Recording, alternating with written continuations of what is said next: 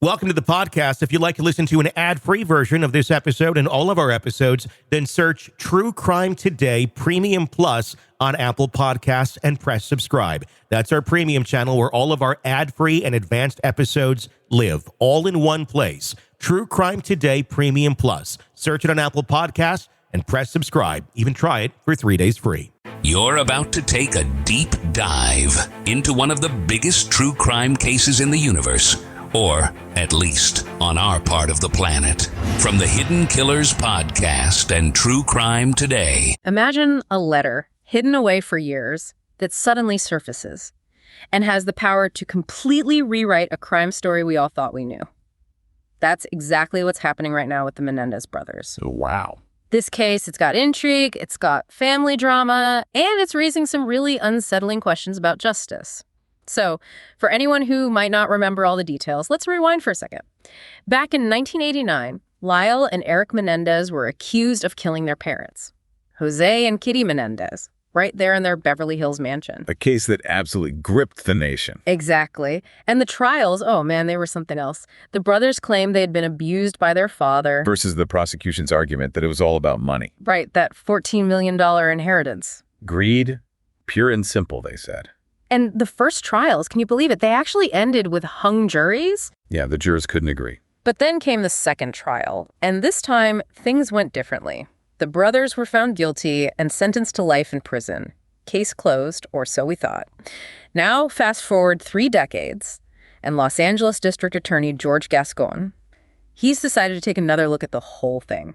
And this is what's so significant. It's not just about some procedural thing. Gascon is saying he has a moral and ethical obligation to re-examine everything.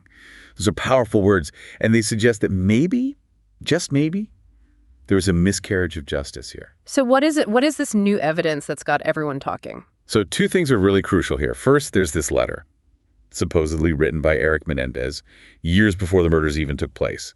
And in it, he describes, he details the abuse that he and Lyle allegedly suffer. Okay, so evidence of a motive, potentially. Exactly. And then there's the second piece of evidence. This one's a bombshell. Okay, I'm intrigued. Lay it on me. It's an allegation from a former member of the band Menudo. Menudo, as in Jose Menendez, the father. Yes. Remember, he was a music executive. And this individual is claiming that Jose Menendez abused him when he was a teenager. Now, even if these allegations are true, it's hard to imagine how they could overturn a case like this after so long. You're right. The legal bar is incredibly high. Right. But here's the thing. If this new evidence is credible, if it's solid, it could introduce reasonable doubt. It makes you question the brothers' state of mind at the time. So we're not just talking about guilt or innocence anymore. Exactly. We're talking about their state of mind, their motives. Were they acting out of greed? Or were they driven by fear, by years of trauma? And that question of motive, that was absolutely at the center of the original trial. Absolutely. Remember how the prosecution hammered on the brothers' spending after the murders? Oh yeah, the cars, the watches, the whole 9 yards. Right. They painted this picture of cold-blooded killers living it up on their parents' money. And it was persuasive. I mean, it's hard to reconcile that kind of behavior with grief and trauma. Exactly. And that's the power of this new evidence. Yeah. It has the potential to completely flip the script. Instead of a calculated plan motivated by money, we're looking at a desperate act, driven by years of alleged abuse. That's exactly what Gascon's office is trying to figure out. So how do they even begin to untangle all of this? Well, it's a long process, and it's got to be done carefully. Yeah, makes sense. They need to verify that letter, make sure it's authentic, and they need to thoroughly investigate the Menudo members' claims. Talk to anyone who might have information. Exactly. Every lead, every witness.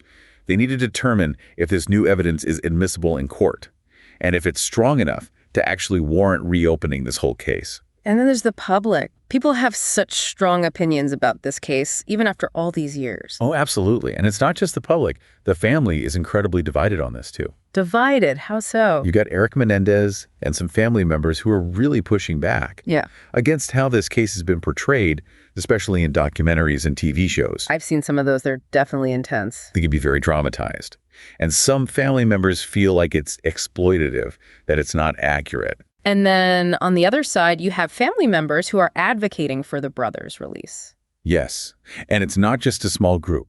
We're talking 24 family members, Right. including Kitty Menendez's own sister. Wow, even some of Jose's family. Yes, even his sister is calling for their release. It's hard to fathom the kind of pain and division this case has caused within the family. It's truly heartbreaking no matter how you look at it. You got family members grieving the loss of loved ones, and then you have others who believe the convicted are victims themselves. And with high-profile figures like Kim Kardashian now speaking out in support of the brothers, it just adds another layer to this already complex case. It really highlights how public opinion, whether we like it or not, plays a role in these high-profile cases. Absolutely, and Gascon is certainly aware of that. It's like he's walking a tightrope. Trying to find that balance between the possibility of a wrongful conviction and the severity of a crime like this. Because let's not forget, there are also those who firmly believe the brothers are guilty. Yes, absolutely.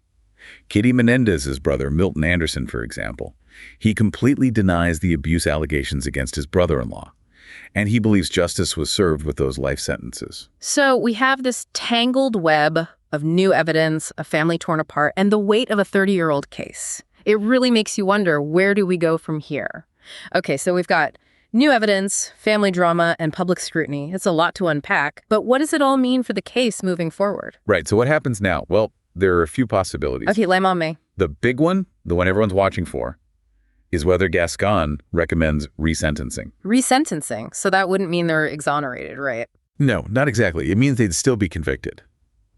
But their sentence could be reduced. Which, after serving over 3 decades, that could be significant. Absolutely. It could even mean they're released. Can you imagine the reaction if that happens? Oh, it would be huge. People have such strong feelings about this case. For sure.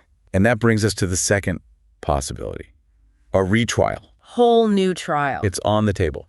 If Gascon decides the new evidence is strong enough, that it changes the whole game. Because then we're talking about presenting all of this to a new jury. Exactly. And this time, that evidence about the alleged abuse, it would be admissible. Which was a major point of contention in the second trial, right? Huge. The outcome of that trial hinged on limiting that testimony. So a new trial with all the evidence on the table, that could change everything. Potentially. Okay, so we've got resentencing, we've got a retrial. Is there a chance Gascon could just say, nope, we're done here? It's always a possibility. Boy. He could review everything, talk to his team, and decide that the new evidence isn't enough to overturn the convictions or to pursue resentencing. I imagine that would be devastating for the brothers and their supporters. Absolutely. To have that glimmer of hope that maybe things could change, and then to have it dashed. And to think they're living with that uncertainty every single day. It's a different kind of punishment, isn't it? It really makes you think about the human cost of all of this. And it's not just about legal technicalities. It's about how we, as a society, view abuse, especially back then when these events happened. That's an important point. Things were different then. It wasn't always easy to talk about abuse. And then you add in the media frenzy around this case. Oh, absolutely. The trials were broadcast everywhere, and now with documentaries and TV shows still being made about it. Like that Ryan Murphy series. Right, exactly. It all shapes how we see this case, even decades later. It's almost as if the story has taken on a life of its own. In a way, it has, and that's what makes it so fascinating. And so relevant, even after all these years. It's a reminder that justice isn't always black and white. There's so much gray area. And that even when we think a case is closed, there's always more to uncover. Always more to learn. It's hard to imagine what that must feel like, to be caught in that kind of limbo for so long. Absolutely. And it makes you think how easy it is for us on the outside looking in to form these strong opinions. Right. We hear the story, we see the headlines. We pick a side. Especially in a case like this, where it's not just about the law, it's about family, betrayal, abuse. Exactly.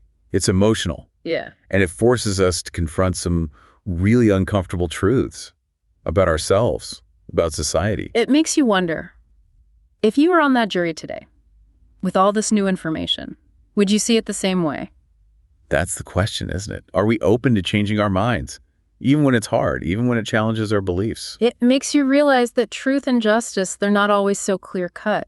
Definitely not. And sometimes, even after all this time, there are still more questions than answers. But maybe that's the point. Maybe those unanswered questions, they keep us talking, they keep us searching. For a better understanding. Of ourselves, of the justice system, of everything. And hopefully, for a more just world. Well said. We've covered a lot of ground today. But one thing's for sure.